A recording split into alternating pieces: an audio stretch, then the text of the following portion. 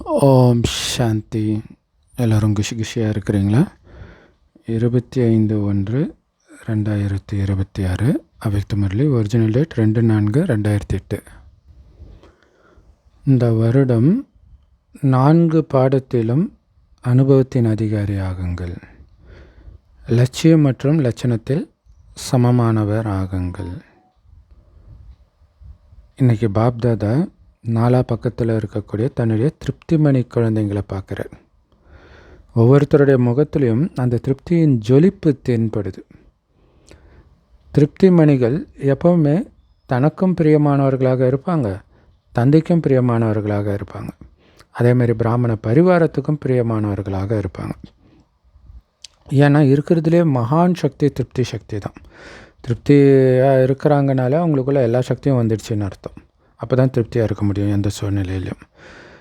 எல்லா பிராப்திகளும் எப்போ ஒருத்தருக்குள்ளே நிரம்பி இருக்குதோ அப்போ தான் திருப்தி தாரணையாகும். ஒருவேளை பிராப்தி குறைவாக இருந்தால் திருப்தியுமே குறைவாக தான் இருக்கும். திருப்தி மற்றும் சக்திகளையும் கூட தூண்டிவிடப்படுகிறது. ஏன்னா இப்போ திருப்தியான ஒரு சூழ்நிலை இருக்குதுன்னு வச்சுக்கோங்களேன், அது தானாகவே சக்திக்கு ஏற்ப திருப்தியின் வைப்ரேஷனை கொடுத்துக்கிட்டே இருக்கும். ஸோ அதனால தான் ஒரு சில இடங்களுக்கு, கோயிலுக்கு இங்கெல்லாம் போனால் வைப்ரேஷன் அப்படியே அவங்கள மாற்றுறத உணர முடியும். யார் திருப்தியாக இருக்கிறாங்களோ அவங்களுடைய அடையாளம் என்ன தெரியுமா? எப்போவுமே அவங்க மகிழ்ச்சியாக தெரிவாங்க. அவங்களுடைய முகம் இயல்பாகவே புன்முறுவலோடு தான் இருக்கும். சிரித்த முகம், அந்த தெய்வீக கலைன்றாங்க இல்லையா, அப்படி தான் இருக்கும். திருப்தியான ஆத்மாவுக்கு முன்னாடி எந்த ஒரு பிரச்சனையுமே சுயத்தின் மனநிலையை அசைக்க முடியாது இல்லையா. அந்த சுயஸ்திதியில் அவங்க நிலைச்சி இருப்பாங்க. திருப்தியாக இருக்கிறவங்க பிரச்சனை என்ன ஆனாலும் அந்த சுயஸ்திதின்றது அமைதி, ஆனந்தம், ஆத்மாவுடைய உண்மையான குணங்கள், அதிலேயே தான் நிலைச்சிருப்பாங்க. அதை கொஞ்சம் கூட சுற்றி இருக்கிற பிரச்சனை அசைக்க முடியாது. ஸோ அசைக்க முடியாதுன்னு என்ன அர்த்தம்? டக்குன்னு நீங்கள் பாபாகிட்ட போய் அதை சரி பண்ணணும். நான் திருப்தியாக இருக்கிறேன் பாபா, உன் நினைவில் திருப்தியாக இருக்கிறேன், சுற்றி இருக்கிற விஷயத்தில் கிடையாது. ஏன்னா சுற்றி இருக்கிற விஷயத்தில் உங்களுக்கு சந்தோஷம் கிடைக்குதுன்னா அதே விஷயம் உங்களுக்கு பயங்கரமான துக்கத்தை கொடுக்கும். எந்த அளவுக்கு சந்தோஷத்தை கொடுக்குதோ அந்த அளவுக்கு துக்கத்தையும் கொடுக்கும். அதை புரிஞ்சுக்கிட்டு பாபா மட்டும் கெட்டியாக பிடிச்சிக்கணும். ஸோ எவ்வளோ பெரிய பிரச்சனையாக இருந்தாலும் திருப்தியான ஆத்மாவுக்கு அது ஒரு கார்ட்டூன் ஷோ விளையாட்டு மாதிரி தான் தெரியுமா. இல்லை, குழந்தைங்களுக்கு ரொம்ப ஃபேவரெட் பொம்மை படம், அது ஜாலியாக தானே இருக்கும். அந்த மிக்கி மவுஸ்லாம் பார்த்தா அதை அடிச்சுக்கும், பட் குழந்தை பார்த்து சிரிக்கும். அந்த மாதிரி தான் பிரச்சனையை பார்த்தாலும் ஏதோ ஒரு பொம்மை படம் பார்க்குற மாதிரி தான் இருக்குமோ திருப்தியாக இருக்கிற ஆத்மாவுக்கு. அதனால் அந்த மாதிரி சூழ்நிலையில் கூட அவங்க குழப்பத்தில் வரமாட்டாங்க. பிரச்சனைகளை அவங்களோட யுத்தம் செய்ய முடியாது. ஏன்னா பிரச்சனை அவங்கக்கிட்ட தோத்துடும், அவங்கள தோக்க வைக்காது. ஸோ அதனால் அவங்களுக்கு அதீந்திரிய சுகத்தின் அந்த இதமான, மனதுக்கு இனிமையான வாழ்க்கை தான் அனுபவமாகுது. என்ன பிரச்சனை வந்தாலும் அந்த அதீந்திரிய சுகம் குறையிறது கிடையாது. அதனால் ஒவ்வொருத்தரும் உங்களை நீங்களே செக் பண்ணுங்கள். செக் பண்ண வருது தானே. யாருக்கு தன்னை செக் பண்ண வருது, மற்றவர்களை செக் பண்ணுறத சொல்லலை, உங்களை செக் பண்ணுறது, அவங்க கையை உயர்த்துங்க. செக் பண்ண வருதா இல்லை, சுயத்தை செக் பண்ணணும். அதுதான் ரொம்ப முக்கியம். எப்பவும் ஆடாமல் அசையாமல் அந்த ஆனந்தம் குறையாமல் இருக்கிறேன்னா, மெயினாக அது பாபா நினைவு, அந்த அடிக்கடி 1 minute ப்ராக்டிஸ் பண்ண சொல்கிறார் இல்லையா. அப்போ தான் அது அது பேரே டிராஃபிக் கண்ட்ரோல். உள்ளே வந்த அந்த மனதின் தேவையற்ற எண்ணங்கள்லாம் வெளில துரத்திட்டு மறுபடியும் ஒரே சீராக வச்சுருக்கிறது, டிராஃபிக் கிளியர் பண்ணுறது. வாழ்த்துக்கள் சொல்கிறாரு. பாப்தாதாவுடைய வரதானம் கூட ஒவ்வொரு குழந்தைங்களுக்கும் தினம் அமிர்த வேலையில் விதவிதமான ஒரு ரூபத்தில் கிடைக்கிது. என்ன கிடைக்கிது? குஷியாக இருங்க, ஆசீர்வாதங்களை பெறுங்கள். அமிர்த வேலையில் நீங்கள் பண்ண வேண்டியது இது தான். குஷியாக இருக்கணும், பாபா கிட்டேருந்து ஆசீர்வாதத்தை எடுத்துக்கிட்டே இருக்கணும். ஸோ பாபா தினம் முரளியில் வரம் கொடுக்குறாரு. அது எல்லாருக்குமே தான் கிடைக்கிது. ஒரே மாதிரி வரதானம் தான் கொடுக்குறாரு எல்லாருக்கும். அப்போ எதில் வித்தியாசம் வருது தெரியுமா? குழந்தைங்கள்லாம் ஒரே மாதிரி இல்லையே, ஏன் வரிசைக்கிரமம் ஏற்படுது? ஏன்னா கொடுக்குற வள்ளல் ஒருத்தர் தான், அவர் கொடுக்குற பரிசும் ஒன்று தான். அது சிலருக்கு அதிகமாகவோ சிலருக்கு கம்மியாகவோ பாபா ஒருபோதும் கொடுக்கறது கிடையாது. பரந்த மனசோட எல்லாருக்கும் அள்ளி அள்ளி தான் கொடுக்குறார். ஆனாலும் ஏன் வித்தியாசம் ஏற்படுது? ஏன்னா எல்லாருக்கிட்டையும் வித்தியாசம் இருக்குது இல்லையா? ஏன்னா இது வரைக்கும் பாபா கிட்ட ஒரு சத்தம் கேட்குதான். அது என்ன சத்தம்? அப்பப்போ கொஞ்சம் சத்தம் கூடவே வந்துடுது. பிராமண ஆத்மாக்களுடைய வாழ்க்கை அப்படிங்கிற டிக்ஷனரியில் இந்த 2 வார்த்தைகள் இருக்கவே கூடாதுன்னு சொல்கிறார். இல்லை, உங்கள் பிராமண வாழ்க்கையுடைய அகராதியில் இந்த 2 வார்த்தை இருக்கவே கூடாது. அழிவற்ற பாபா இருக்கிறாரு, அழிவற்ற பொக்கிஷம் கூடவே இருக்குது. நீங்கள் எல்லோரும் அழிவற்ற சிரேஷ்ட ஆத்மாக்களாக இருக்கிறீங்க இல்லையா? அழிவற்ற ஆத்மா, அழிவற்ற பாபா, அழிவற்ற பொக்கிஷம். அப்படி இருக்கும்போது இருக்கக்கூடாதுன்னு சொல்கிற அந்த 2 வார்த்தை என்ன?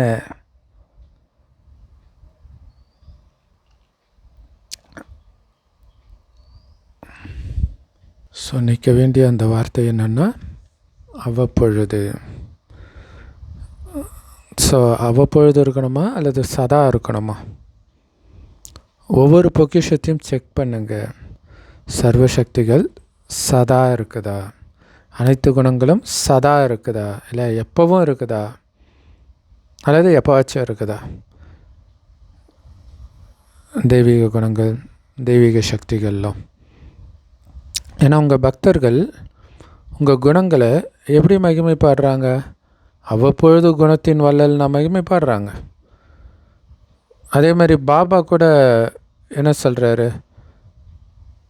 ஒவ்வொரு தடவையும் வரதானம் கொடுக்கும்போது சதா அமர் பவ, சதா தூய்மை பவன்ட்டு சதான்ற வார்த்தையை தான் எப்போவுமே சொல்கிறார். சதா சர்வசக்திவான் ஆகுங்கன்னு தான் சொல்கிறார். இல்லை சில நேரம் சர்வசக்திவான் அப்படி சொல்கிறாரா? ஒவ்வொரு நேரமும் 2 வார்த்தைகள் நீங்களும் சொல்கிறீங்க, பாபாவும் சொல்கிறார். சமமாக ஆகுங்கன்றார். கொஞ்சம் சமமானவராக ஆகுங்கன்னு சொல்கிறது கிடையாது இல்லையா? எப்போவும் சமமானவர் ஆகணும், முழுசாக சமமானவர் ஆகணும். அதான் சம்பன்னம் மற்றும் சம்பூர்ணம். ஆனால் குழந்தைங்க அப்பப்போ என்ன பண்ணுறீங்க? திடீர்னு சம்பூர்ணமாகிற மாதிரி இருக்கிறீங்க, திடீர்னு அறகுறையாக இருக்கிறீங்க. ஸோ இந்த விளையாட்டை பாப்தாதாவும் பார்க்குறார். குழந்தைங்க என்னெல்லாம் பண்ணுறாங்க அப்படின்னா, ஒரு சிலரை சொல்கிறாரு, எல்லாரையும் சொல்லலை. என்ன வரம் கிடைக்குதோ அதை பற்றி நல்ல சிந்தனை பண்ணுறாங்க, வர்ணனை செய்கிறாங்க, மற்றவங்கக்கிட்ட சொல்லக்கூட செய்கிறாங்க, நோட் புக்கில் எழுதியெல்லாம் கூட வைக்கிறாங்க, அடிக்கடி ஞாபகப்படுத்தவும் செய்கிறாங்க. ஆனால் வரதானம்ன்ற அந்த விதைக்கு அது கொடுக்க வேண்டிய அந்த பலனை அவங்க அறுவடை பண்ணுறது கிடையாது இல்லையா? அந்த விதை தண்ணி ஊற்றி செடி வளர்ந்து கடைசியில் கனி கொடுக்கணும், அதுதான் பலன் அடையிறது. ஆனால் நீங்கள் என்ன பண்ணுறீங்க? வர்ணனை மட்டும் செஞ்சுட்டு ரொம்ப நல்ல வரதானம் அப்படின்னு குஷி அடைஞ்சிடுறீங்க. வரதானங்கிறது விதை, அது எந்த அளவுக்கு பலனளிக்கக்கூடியதோ அந்த அளவுக்கு அது வளர்ச்சி அடைஞ்சிக்கிட்டே இருக்கும். ஸோ அப்போ ஏன் பலன் அளிக்க மாட்டேங்குது? பலன் அளிக்கணும்னா என்ன ரகசியம் தெரியுமா இருக்குது? நேரத்துக்கு ஏற்ற மாதிரி அதை காரியத்தில் பயன்படுத்தணும் இல்லையா? மாயாவை வெல்பவர் மாயா ஜீத்தனா, மாயா வரும்போது வென்று காட்டணும். சும்மா இருக்கும்போது மாயாவை வென்றவன் சொல்கிறதுல மட்டும் சந்தோஷம் அடையக்கூடாது. ஆனால் சொல்ல தான் அது பக்காவாகும். ஆனால் அந்த காரியம் வரும்போது அது ஜெயிச்சு காட்டணும். மாயின் கழுத்தை அறுத்து காட்டணும், மாயக்கிட்ட பலியாயிடக்கூடாது. மற்றபடி நோட் புக்கில் எழுதுறது ரொம்ப நல்லா இருக்குது அப்படின்னு சும்மா வர்ணனை மட்டும் பண்ணுறாங்க. ஆனால் நடைமுறையில் பயன்படுத்த அப்ளை பண்ண மறந்துடுறாங்க. ஸோ பாபா ரொம்ப அற்புதமான வரதானம் கொடுத்துருக்கிறாரு. ஆனால் எதுக்காக கொடுத்துருக்கிறாரு? அதை பலனுள்ளதாக மாற்றுறதுக்கு தானே கொடுத்துருக்கிறாரு. ஸோ விதை மூலமாக தான் பலன் அதிகரிக்குது. ஸோ அது சிந்தனை பண்ணிக்கிட்டே இருக்கணும், ஞாபகப்படுத்திக்கிட்டே இருக்கணும். டெஸ்ட் பேப்பர் வரும், நான் இதை ஜெயிச்சு காட்டணும். வரும்போது டக்குன்னு அதை அப்ளை பண்ணிடணும். ஒன்றும் இல்லை, நீங்கள் என்ன ப்ராக்டிஸ் பண்ணிகிட்டு இருக்கிறீங்களோ அன்றைக்கி அதுதான் வரும் டெஸ்ட் பேப்பர். ஆனால் டெஸ்ட் பேப்பர் வரும்போது அது உங்களுக்கு ஞாபகம் இருக்காது. ஏன்னா மறக்க வச்சு தான் அது வரும். அப்போ டக்குன்னு எனக்கு என்ன ப்ராக்டிஸ் பண்ணேன்னு நீங்கள் நினச்சிங்கன்னா, நினச்சா மட்டும் போதாது. ஏன்னா அதுக்குள்ளே உங்கள் புத்தி ஒரு மாதிரி சோர்ந்து பலகீனமாக சலனப்பட்டு இருக்கும். ஸோ திரும்ப திரும்ப திரும்ப அதை சொல்லி மைண்டை பக்காவாக்கணும்.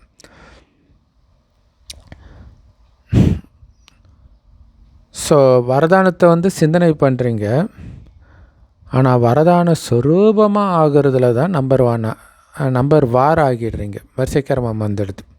அந்த வரதானத்தை அப்ளை பண்ணுறவங்களா ஆகிறது, அதான் ஸ்வரூபமாக ஆகிறதுன்றது. ஸோ பாப்தாதா ஒவ்வொருத்தருடைய பாக்கியத்தை பார்த்து புன்முறுவல் பூத்துட்டு இருக்கிறார். பாப்தாதாவுடைய மனதின் ஆசையை இப்போ சொல்லியிருக்கிறார். நீங்களும் கை தூக்கி இருந்தீங்க. நாம் காரணத்தை நிவாரணம் செஞ்சு சமாதான ஸ்வரூபம் ஆவோம் அப்படிங்கிறது ஞாபகம் இருக்குதா? ஏன்னா அதான் வீட்டு பாடம் கொடுத்தது இல்லையா? காரணமே சொல்லக்கூடாது, நிவாரணம் கண்டுபிடிச்சி சமாதானம் ஆகிடணும் அப்படின்ட்டு. பிரச்சனை ஸ்வரூபம் ஆகக்கூடாது, சமாதான ஸ்வரூபம் ஆகணுன்ட்டு. ஸோ அந்த வீட்டு பாடம் ஞாபகம் இருக்குதா? சில குழந்தைங்க ஆன்மீக உரையாடல் மூலமாக, லெட்டர் மூலமாக, இமெயில் மூலமாக ரிசல்ட்டு எழுதி அனுப்புகிறாங்க. ஸோ அப்போ குழந்தைங்க ரிசல்ட் அனுப்புகிறாங்கனாலே கவனம் வைக்கிறாங்கன்னு தான் அர்த்தம். ஸோ நல்லது. ஆனால் பாபாவுடைய வார்த்தை என்ன? சதா, எப்போவுமே சமாதான ஸ்வரூபம். அப்படி இருக்குதா? ஸோ உங்களில் யாரெல்லாம் வந்தீங்களோ, நீங்கள் வராட்டினா கூட கேட்டு இருக்கலாம், முரளியில் படிச்சிருக்கலாம். ஆனால் இந்த 1 மாதம் ஹோம்ஒர்க்கு கொடுத்தோம், 1 மாதம் ஆயிடுச்சு. ஸோ 1 மாதத்துக்கு குறிக்கோள் இப்படி இருக்கணும்ன்ட்டு. ஸோ ஒருத்தர் இன்னொருத்தர்கிட்ட இதை பற்றி டிஸ்கஸ் கூட பண்ணுறீங்க. யார் இந்த 1 மாத ஹோம்ஒர்க்கில் நல்ல மார்க் எடுக்கக்கூடியவர்களாக இருக்கிறாங்களோ அவங்க கை உயர்த்துங்கன்ற. இல்லையா, இதில் நான் பக்காவாக பண்ணியிருக்கிறேன் பாபா அப்படிங்கிறவங்க கை உயர்த்துங்க. யார் இதில் வெற்றி பெறுவீர்கள்? வெற்றி பெறுவீங்களா? பாஸ் வித் ஆனர் இல்லையா, மதிப்போட பாஸ் ஆகணும். அப்படி மதிப்போட பாஸ் ஆனவங்க எழுந்துறீங்கன்ற. பாபா உங்ககிட்டயே கொடுத்து கரெக்ஷன் பண்ண சொல்கிறார். இல்லை, எக்ஸாம் வச்சுட்டு இந்த நீயே கரெக்ஷன் பண்ணுன்றது தான் பெரிய ஷாக்காக இருக்கும். மற்றவங்களுக்கு தானே ஈஸியாக கரெக்ஷன் பண்ணுறோம் இல்லையா? ஸோ கரெக்ஷன் பண்ணிட்டீங்களா, பாஸ் வித் ஆனர் ஆனவங்களாம் எழுந்துறீங்க அப்படின்னு சொல்கிறார்.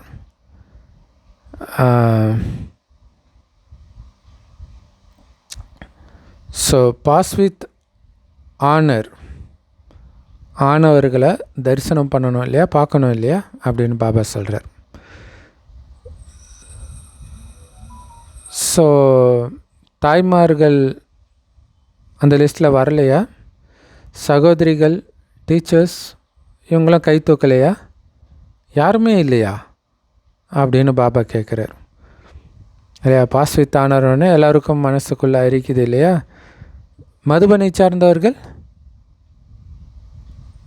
இது ரொம்ப கம்மியான ரிசல்ட்டாக இருக்குது.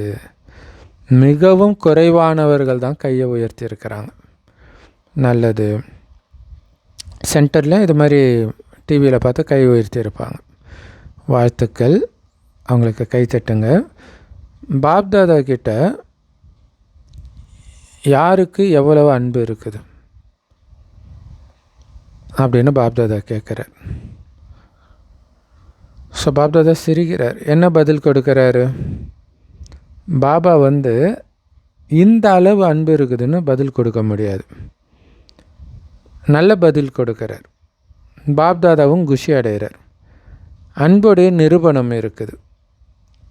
யாருக்கிட்ட அன்பு இருக்குதோ, இன்றைய உலகத்தில் தேக உணர்வின் அன்பில் பலியாயிடுறாங்க. பரமாத்மா அன்புக்கு பின்னாடி பாபா சொல்கிறாரு அப்படின்னா குழந்தைங்களுக்கு செய்வது கடினமாக என்ன? பாபா முன்னாடி அன்பு வச்சுருக்கிறீங்க, அன்பு வச்சுருக்கிறவர் சொன்னதை செய்கிறது கஷ்டமாக என்ன? ஸோ நல்ல நல்ல பாடல் பாடுறீங்க, பாபா நாங்கள் உங்களுடைய தீபத்தில் பலியாகக்கூடிய விட்டில் பூச்சிகள்ன்றீங்க. அப்போ காரணம்ன்ற வார்த்தையை ஸ்வாகா செய்ய முடியலையா? உங்களையே பலி கொடுக்குறீங்க, காரணத்தை பலி கொடுக்க முடியலையா அப்படின்னு கேட்குறாரு.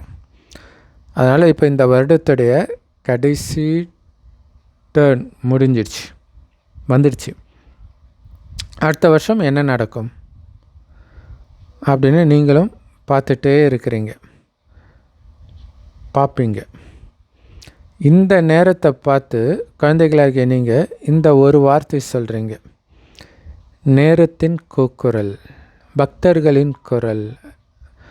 ஸோ நேரத்தின் குரல், பக்தர்களின் குரல், துக்கமான ஆத்மாக்களின் குரல், உங்களுக்கு அன்பானவருடைய குரல், உதவி செய்த ஆத்மாக்களின் குரல்.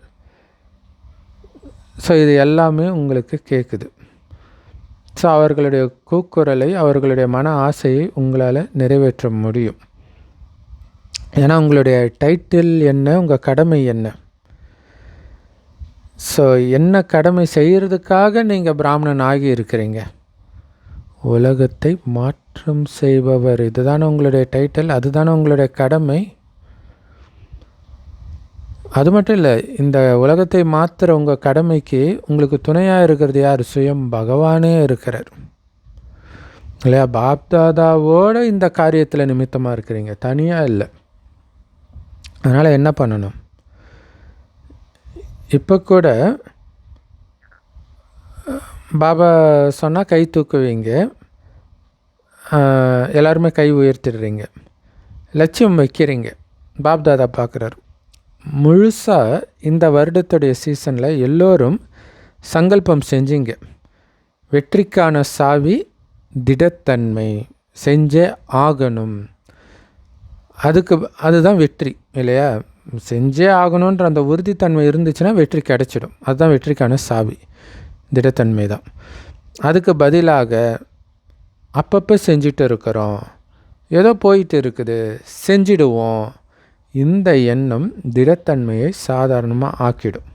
இல்லை, ஒரு ரஜினி படம் பஞ்ச் டைலாக் வருவேன், குறி வச்சா யாரை விழணும், விழுந்தால் பார்ப்போம் கிடையாது, விழுந்தே ஆகணும். அந்தளவுக்கு திடத்தன்மை இருக்கணும். பண்ணிக்கலாம், பார்த்துக்கலாம் அப்படின்னா அது சாதாரணமாக ஆகிடும். திடத்தன்மையை திடம் இல்லாத தன்மையாக மாற்றிடும். ஏன்னா திடத்தன்மையை பொறுத்த வரைக்கும் காரணன்ற வார்த்தையே வராது, நிவாரணம் கிடைச்சிடும். காரணம் வந்தாலும் கூட செக் பண்ணும்பொழுது காரணம் நிவாரணம் ஆகிடும். ஸோ பாப்தாதா ரிசல்ட்டை செக் பண்ணும் பொழுது என்ன பார்த்தார் தெரியுமா? ஞானம், யோகம், தாரணை ஸ்வரூபம், சேவாதாரி இல்லையா? ஞானம், யோகா, தாரணை, சேவா, இந்த 4 பாடத்துலேயும் ஒவ்வொருத்தரும் அவங்கவுங்களுடைய தகுதிக்கு ஏற்ப ஞானத்தை, யோகத்தை, தாரணை பண்ணிட்டு இருக்கிறாங்க, சேவையும் பண்ணிட்டு இருக்கிறாங்க. ஆனால் 4 பாடத்திலும் அனுபவ ஸ்வரூபத்தில், அனுபவத்தின் அத்தாரிட்டி ஆகிறதுல குறைபாடு இருக்குதுன்றார் இல்லையா? அதை அனுபவத்தில் எடுத்துகிட்டு வரணும். அந்த ஞானத்தை சும்மா உதட்டுனால சொன்ன மாதிரி இருக்கக்கூடாது, அதில் குறை இருக்குதுன்றார். அனுபவ ஸ்வரூபம் ஞானஸ்வரூபத்திலும் கூட அனுபவஸ்வரூபம் அப்படின்னா ஞானத்தை நாலேஜுன்னு சொல்கிறோம். அதனால் அனுபவமூர்த்தி அப்படின்னா என்ன செய்யணும், என்ன செய்யக்கூடாது அப்படிங்கிற அந்த ஞானத்துடைய லைட் மற்றும் மைட். அதனால் அனுபவ ஸ்வரூபம் அப்படின்னாலே ஞானம் நிறைந்த ஆத்மாவுடைய ஒவ்வொரு செயலும் லைட் மற்றும் மைட்டாக இயல்பாக இருக்கணும். அப்படின்னா என்ன அர்த்தம்னா லேசான தன்மையோடு இருக்கணும், சக்தி வாய்ந்ததாக லேசான தன்மையோடு இருக்கணும். அப்போ தான் ஞானத்தில் நீங்கள் அனுபவி ஆத்மான்னு அர்த்தம். இல்லை அந்த செய்கிற செயல் உங்களுக்கு ஒரு பாரமாக சுமையாக இருக்கக்கூடாது. ஸோ அதுக்கு கர்மயோகியாக பாபா செய்ய சொல்கிறாரு, உங்களை கருவியாக நினச்சிட்டு செய்ய சொல்கிறாரு. ஆத்ம எஜமானன் கர்மேந்திரியங்கள் மூலமாக வேலை வாங்குகிறோம். ஸோ இப்படி இதெல்லாம் நீங்கள் ப்ராக்டிஸ் பண்ண உங்களுக்கு அது அனுபவத்திலே வந்துடும். சும்மா சொல்கிறது இல்லாமல் அது அனுபவ ரீதியாகவே உணர்வீங்க. அப்போ உங்களுக்கு எப்படி இருக்கும்? லேசாக ஃபீல் ஆகும். இந்த குதிரை வண்டியில் அல்லது மாட்டு வண்டியெல்லாம் சில சமயம் தூங்கிட்டே போவாங்க, அதுவே போயிடும். அந்த மாதிரி ஃபீல் ஆகும். ஞானி அப்படின்னா ஞானம் நிரம்பியவர்னு அர்த்தம். ஞானத்தை தெரிஞ்சுக்கிட்டீங்க, அதை மற்றவர்களுக்கு சொல்லவும் செய்கிறீங்க. அது கூடவே நீங்கள் செய்கிற ஒவ்வொரு செயலிலும் லைட் மற்றும் மைட்டாக நீங்கள் இருக்கணும். இல்லையா? லைட்னா ஒளி, லேசாக இருக்கணும், சக்தி நிரம்பியதாகவும் இருக்கணும். ஏன்னா லைட்டுக்கு 2 அர்த்தம், ஒளி மற்றும் லேசானதுன்ட்டு. அனுபவ ஸ்வரூபத்தின் மூலம் ஒவ்வொரு செயலும் இயல்பாகவே உயர்ந்ததாக இருக்கும், இயல்பாகவே வெற்றியும் அடையும். அனுபவ ஸ்வரூபத்தில் இருந்து காரியம் செஞ்சிங்கன்னா கடின உழைப்பே பண்ண வேண்டியது இருக்காது. ஏன்னா ஞானத்தின் அனுபவசாலியாக இருக்கிறீங்க. அனுபவத்தின் அத்தாரிட்டி தான் எல்லா அத்தாரிட்டியை விட சிறந்தது. கேட்குறது, பேசுகிறது எல்லாத்தையும் விட சிறந்தது அனுபவசாலியாக இருக்கிறது தான். ஞானத்தை தெரிஞ்சுக்கிறதுக்கும் ஞான ஸ்வரூபத்தின் அத்தாரிட்டியில் இருந்து ஒரு செயலை செய்கிறதுக்கும் வித்தியாசம் இருக்குது. ஞானம் தெரிஞ்சுக்குவீங்க, ஆனால் வழக்கமாக செய்கிற மாதிரியே செய்வீங்க அந்த சுமையோட. அப்போ அனுபவ ஸ்வரூபம் ஆகலை, ஞான ஸ்வரூபம் ஆகலைன்னு அர்த்தம். அதுதான் அந்த ரெண்டுத்துக்கும் வித்தியாசம் இருக்குதுன்றார். இப்போ அனுபவசாலியாக இருக்கிறீங்களா? அப்போ அனுபவசாலியாக இருந்தால் அப்படியே லேசாகவே இருக்கும். செக் பண்ணுங்க, 4 பாடத்திலும் செக் பண்ணுங்க. நீங்கள் ஆத்மாவாக இருக்கிறேன்னு சொல்கிறீங்க, ஆனால் அனுபவ ஸ்வரூபமாக இருந்து செயல் செய்கிறேனான்னு செக் பண்ணுங்க. அனுபவத்தின் அத்தாரிட்டின்ற சீட்டில் உட்காந்துருந்தீங்கன்னா சிரேஷ்ட காரியம் வெற்றி ஸ்வரூபம் நிறைந்த செயலின் அத்தாரிட்டிக்கு முன்னாடி இயல்பாகவே தென்படும். அதாவது அந்த அனுபவத்தின் அத்தாரிட்டியில் இருந்தீங்கன்னா நீங்கள் செய்கிற காரியம் உயர்ந்த காரியமாகவும் இருக்கும். அப்படி அனுபவ ஸ்வரூபமாக இருக்கிறவங்க முன்னாடி தானாகவே வெற்றி சரண்டர் ஆகுன்றார். நீங்கள் செய்கிற அனுபவ ஸ்வரூபத்தில் இருந்து செய்கிற செயலுக்கு முன்னாடி வெற்றி தானாக நிற்கும். ஸோ பாபா சொல்கிறத பற்றி நீங்கள் யோசிக்கிறீங்க, ஆனால் அதன் அனுபவ ஸ்வரூபமாகணும். யோக யுக்தாக, ராசயுக்தாக இயல்பாகவே இருக்கணும். தாரணையில் கூட எல்லா குணங்களும் தானாகவே ஒவ்வொரு செயலிலும் தெரியும். ஸோ அதுக்கு பேர் தான் அனுபவ ஸ்வரூபம். இல்லை, எல்லா தெய்வீக குணங்களும் ஒவ்வொரு செயலிலும் தானாகவே தெரியுன்றார். அந்த மாதிரி அனுபவ ஸ்வரூபத்தில் எப்போவுமே இருக்கணும். அனுபவன்ற சீட்டில் செட்டாகி இருக்கணும். இதில் கவனம் வைக்கணும். ஸோ இதை தான் இப்போ ரொம்ப ரொம்ப அவசியமாக இருக்குது. அனுபவத்தின் அத்தாரிட்டின்ற சீட்டு இருக்கிறதுலே மிக உயர்ந்த மகான் தன்மை நிரம்பியது.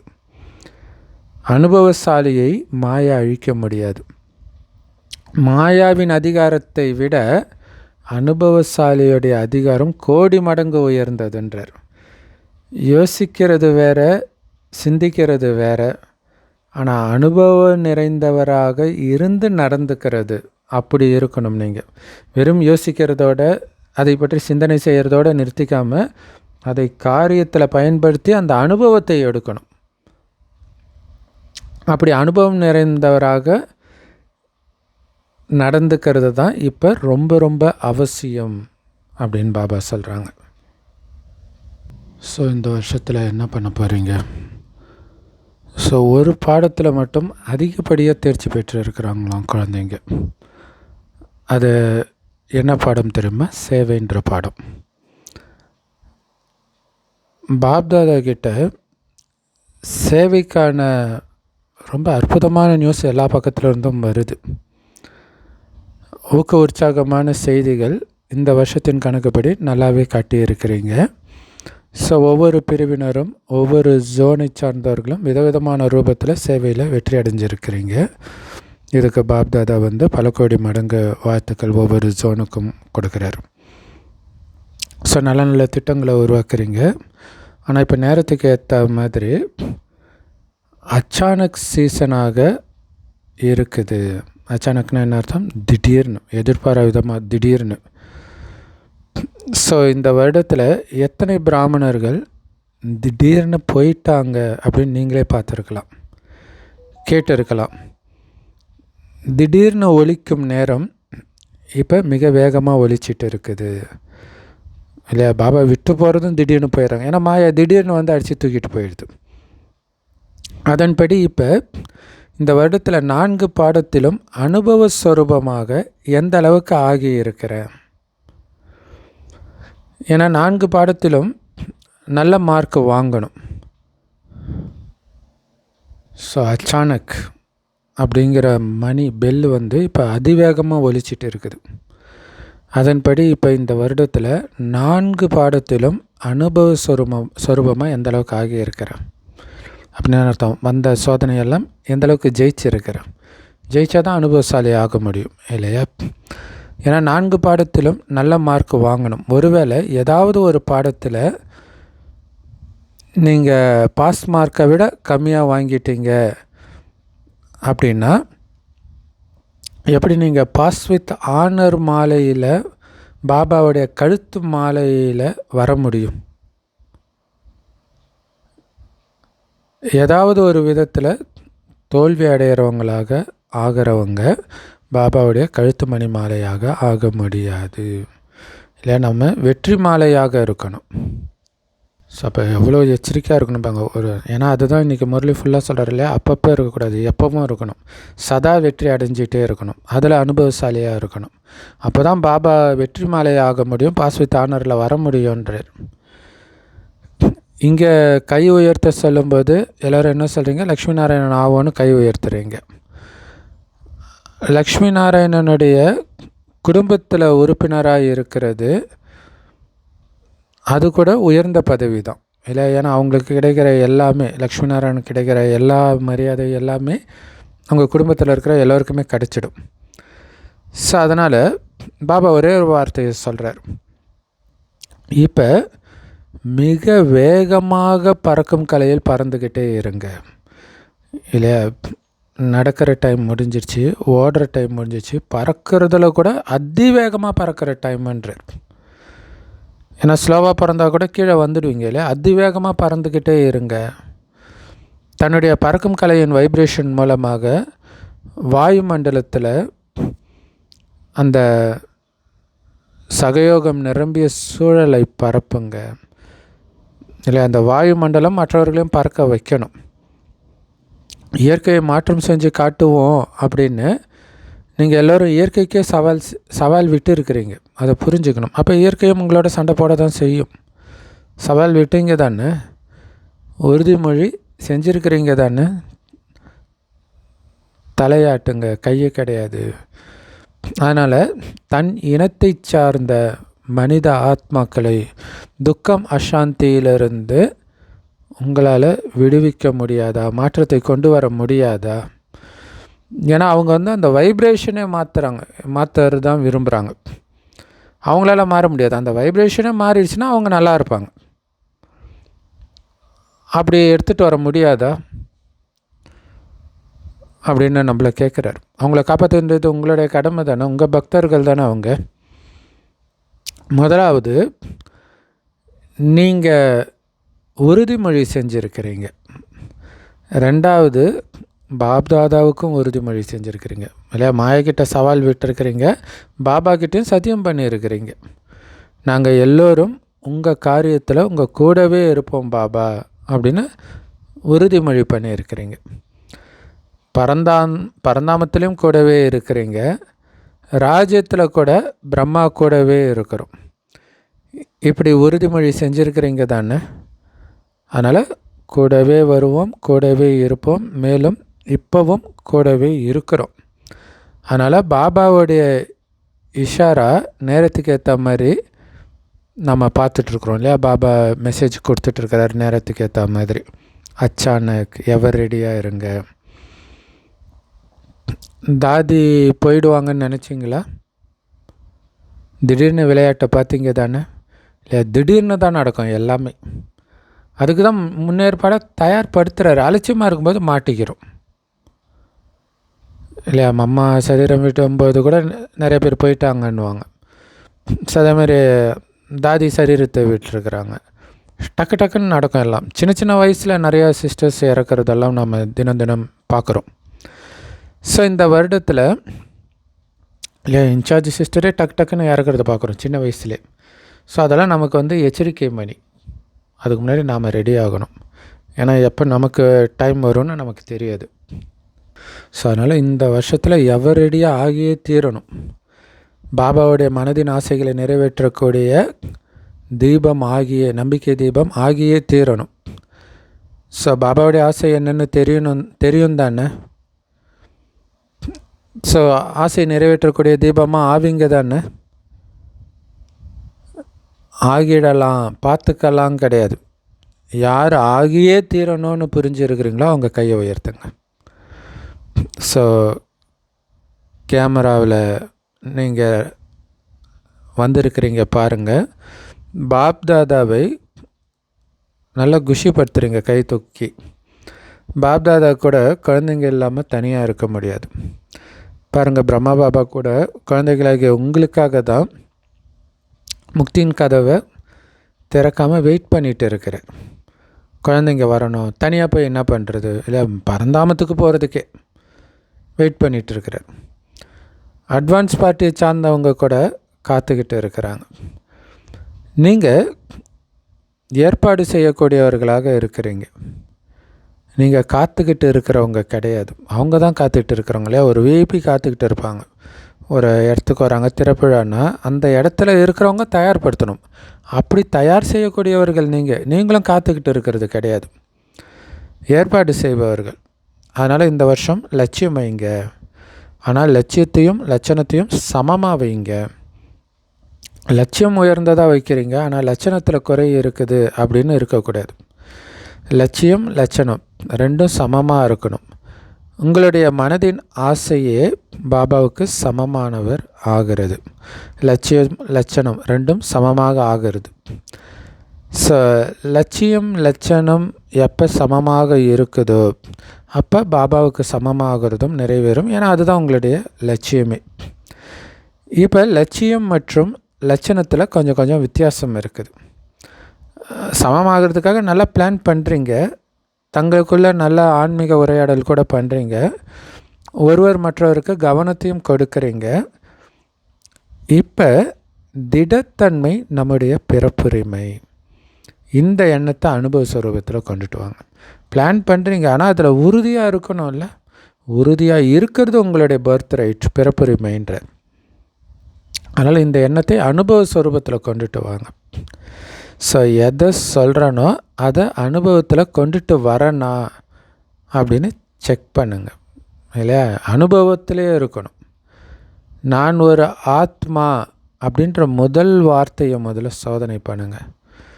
ஏன்னா ஆத்மான்னு சொல்கிறீங்க, அந்த ஆத்மஸ்வரூபத்தில் இருக்கிறீங்களா? ஆத்மஸ்வரூபத்தின் அனுபவபூர்வ அத்தாரிட்டி ஸ்வரூபத்தில் நான் இருக்கிறேன் அப்படின்னு இருக்கணும். ஏன்னா அனுபவ அத்தாரிட்டி தான் நம்பர் 1 இருக்குது. நல்லது. எப்படிப்பட்ட சூழ்நிலையிலும் சுயநிலையில் நிலைச்சிருக்க முடியுதா? ஆத்மஸ்திதியில் நிலைச்சிருக்க முடியுதா? மனதினுடைய ஒருமுகப்படுத்தும் தன்மைக்கான ட்ரில் நல்லா இருக்குது. 3 புள்ளிகளுடைய நினைவு ஸ்வரூபத்தில் இருக்க முடியுது இல்லையா. நான் புள்ளி, பாபா புள்ளி, நடந்து முடிஞ்ச நாடகத்துக்கு முற்றுப்புள்ளி. அவ்வளோதான். நல்லது. ஸோ இப்போ ஒவ்வொரு நொடியிலையும் நான் பாப்தாதாவுடைய இதய சிம்மாசனதாரி அப்படிங்கிற சிரேஷ்ட ஸ்வமானத்தில் சுயமரியாதையில் இருக்கிறேன் இல்லையா. என்ன ஆனாலும் பாபா இதய சிம்மாசனத்தை விட்டு இறங்க மாட்டேன், அப்படி இருக்கிறேன். இந்த ஆன்மீக சுயமரியாதையின் நஷாவில், அந்த போதையில் நிலைச்சிருங்க. இல்லையா? பாபா, அதாவது விஷ்ணு இதயத்தில் லக்ஷ்மி உட்காந்துட்டு இருக்கிறாருன்னுவாங்களே, அது ஆக்சுவலாக சிவபாபாவுடைய நினைவு. சிவபாபா இதயத்தில் நாம் இருக்கிறோம். இதய சிம்மாசனதாரி ஆத்மா நான்ன்ற இந்த அனுபவத்தின் அன்பில் மூழ்கிடுங்க. நல்லது. வரதானம்: தர்மம் மற்றும் கர்மம் ரெண்டும் சரியாக சமநிலையில் வைக்கக்கூடிய திவ்ய மற்றும் சிரேஷ்ட புத்தி நிரம்பியவராகுங்கள். அதுக்கு விளக்கம்: ஒரு காரியம் செய்யும் பொழுது தர்மம், அதாவது தாரணையும் சம்பூர்ணமாக முழுமையாக இருந்துச்சுன்னா, தர்மம் மற்றும் கர்மத்தின் ரெண்டும் சமமாக சரியாக இருக்கிறதுனால பிரபாவம் அதிகரிக்கும். ஸோ தாரணை ஸ்வரூபமாகி அல்லது அனுபவ ஸ்வரூபமாகி காரியம் செய்கிறீங்க அப்படின்னா அதோடைய தாக்கம் அதிகமாக இருக்கும். ஏன்னா தர்மத்தோடு கர்மம் செய்கிறீங்க, உயர்ந்த தர்மத்தோடு. அதனால் அது பார்க்குறவங்களுக்குள்ள ஒரு பெரிய பிரபாவத்தை ஏற்படுத்தும். ஸோ காரியம் செஞ்ச பிறகு தான் இப்படி தாரணை பண்ணியிருக்கணுமே அப்படின்னு ஞாபகம் வரக்கூடாது. காரியம் செய்யும்போதே அந்த நினைவிலே செய்யணும். தாரணை சொரூபமாகி காரியம் செய்யணும். ஸோ அதனால் கர்மம் தர்மம் ரெண்டுமே புத்தியில் சமமாக இருக்கணும். அப்போ தான் உங்களை சிரேஷ்டமான திவ்ய புத்தியுடையவர்னு சொல்ல முடியும். ஸோ அப்படி இல்லைன்னா சாதாரண புத்தியுடையவர்கள், சாதாரண செயல். அப்போ செயலும் சாதாரணமாக தான் இருக்கும், தாரணையும் சாதாரணமாக தான் இருக்கும் இல்லையா? அப்போ இந்த தாரணையோடு செயல் செய்யணும். அப்போ தான் தெய்வீக புத்தி, உயர்ந்த புத்தியுடையவர்னு சொல்ல முடியும். அதனால் சாதாரண தன்மையில் தர்மமும் கர்மமும் சமநிலையில் வர முடியாது. ஆனால் சிரேஷ்ட தன்மையில் தான் அந்த சமமான தன்மை இருக்கும். காரியம் உயர்ந்ததாக இருக்கிற மாதிரி தாரணையும் உயர்ந்ததாக இருக்கும் இல்லையா? நம்ம இப்போ ஞானத்தை கொடுக்குறோம், மிக உயர்ந்த காரியம். ஆனால் தாரணை சொரூபமாகி கொடுக்கணும், அனுபவசாலியாகி அதை கொடுக்கணும். அப்போ தான் உயர்ந்ததாக இருக்கும் அப்படின்னு சொல்கிறார். ஸ்லோகன்: தன்னுடைய மனம் புத்தியை அனுபவன்ற சீட்டில் உட்கார வச்சிட்டிங்கன்னா ஒருபொழுதும் அப்செட் ஆகாது இல்லையா? இன்றைக்கி முரளி ஃபுல்லாக அனுபவசாலி அதே தான் சொல்லிகிட்ருக்கிறார். சார், நான் அனுபவசாலி ஆத்மா, இப்படி தான் சிந்திக்கணுன்ற எண்ணத்தோடு இருந்தீங்கன்னா மனம் அது இஷ்டத்துக்கு போகாது, அப்செட் ஆகாது. ஸோ அதனால் அனுபவன்ற சீட்டில் உட்கார வைங்கன்றார் அவ்யக்தேஸ்வரா. ஸோ அவ்யக்த மாதத்தில் பந்தனத்திலிருந்து விடுபட்டு ஜீவன் முக்தி ஸ்திதியின் அனுபவம் செய்யுங்கள். ஞானஸ்வரூபம் மாஸ்டர், ஞானம் நிரம்பியவர் மாஸ்டர், சர்வசக்திவான், இப்படியெல்லாம் ஆகிட்டீங்க. ஆன பிறகும் யுக்தியுக்தாக உங்களால் நடந்துக்க முடியலை அப்படின்னா கர்ம பந்தனத்தில் சிக்கிட்டு இருக்கிறீங்க இல்லையா? அந்த கர்மத்திலேருந்து விடுபட்டு உங்களால் காரியம் செய்ய முடியல, அதான் யுக்தியுக்தாக செய்ய முடியலன்றார். அப்போ இந்த கர்ம பந்தனம் இருக்குது பாருங்கள், அஞ்ஞான காலத்தில் இருக்கிற கர்ம பந்தனத்தை விட பல கோடி மடங்கு அதிகமாக இருக்கும்ன்ற இல்லை? பாபா குழந்தையாகி ஒரு தப்பு பண்ணிவிட்டு அதில் வெளியிலே வர முடியாததுக்கு காரணம் என்ன? பாபா குழந்தையாகி நீ தப்பு பண்ணுறது தான்றார். எவ்வளோ சூப்பரான பாயிண்ட்டு இல்லையா? பல கோடி மடங்கு அதிகமாக இருக்கும் அந்த கர்ம பந்தனம், அதுலேருந்து வெளியிலே வர முடியாதுன்றார். ஸோ இந்த காரணத்தினால தான் பந்தன் முக்த ஆத்மா சுதந்திரம் இல்லாத காரணத்தினால எதை விரும்புகிறாங்களோ அதை செய்ய முடியறது கிடையாது இல்லை? பந்தன் முக்தா ஆகாமல், இது ஆக்சுவலாக ஜீவன் பந்தன ஆத்மா. ஸோ கர்ம பந்தனத்தில் இருக்கிற ஆத்மா பந்தனத்தில் சிக்கிட்டு இருக்குது, சுதந்திரமாக இல்லை. அதனால் அது நினைக்கிறது அது பண்ண முடியாது, அந்த மயக்கத்திலே இருக்கும். மீண்டும் மீண்டும் அந்த தப்பையே தான் செஞ்சிட்ருக்கோம், ஒரு போதைக்கு அடிமையான மாதிரி. அப்போ நாராயணன் ஆகணும், அதுக்கு நிறைய சேவை செய்யணும், குணத்தை மாற்றணும், எதுவுமே பண்ண முடியாது. விரும்புவீங்க, பண்ண முடியாது. அப்போ என்ன பண்ணணும்? யுக்தியுக்தாக காரியம் செய்யுங்க. அதன் மூலமாக பழைய பலகீனமான சமஸ்காரத்திலேருந்து முக்தி அடையுங்க. செம பவர்ஃபுல்லான அவ்யக்தேஸ்வரா, ஆழமானது. ஓம் சாந்தி. Love you Bap Dada. Thank you Bap Dada. குஷியாக இருங்க, குளிர்ச்சியாக இருங்க.